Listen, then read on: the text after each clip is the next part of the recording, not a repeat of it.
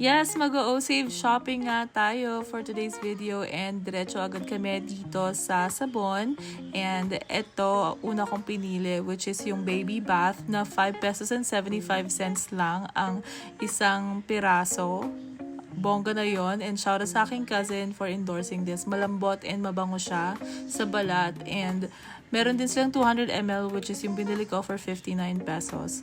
Ito rin naman yung mga frozen goods nila na napakamura din talaga. May branded, meron ding hindi kilalang brand. And ayan, may siomai, and bet na bet ko talagang mag-shabu-shabu sa tag-ulan. Kaya ayan, kukuha kami nitong shabu-shabu balls.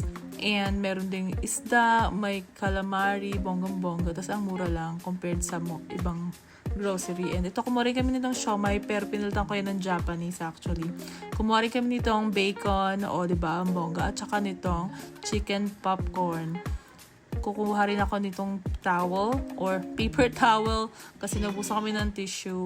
And ayan, para sa mga wasalak na mahilig sa alak, go, go, go, marami dito. And ayan, mayroon ding chocolate. Akala ko Cadbury, pero itsura lang pala.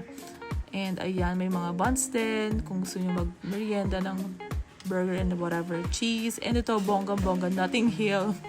And mura lang siya. So, go na go, 89 pesos. Meron ding oatmeal, pero hindi na ako kumuha niyan, kukuha ako eh. Meron ding chocolate flavor. And lastly, itong mantika. Hindi ko na makita kung magkano yung price, pero mura lang din siya. And akala ko talaga magiging 1,000 na yung bill namin, pero guess what, 757 lang. And mas maganda pa kasi tumatanggap sila dito ng Maya or ng card. Diba? And ayan, uwian na! Bye!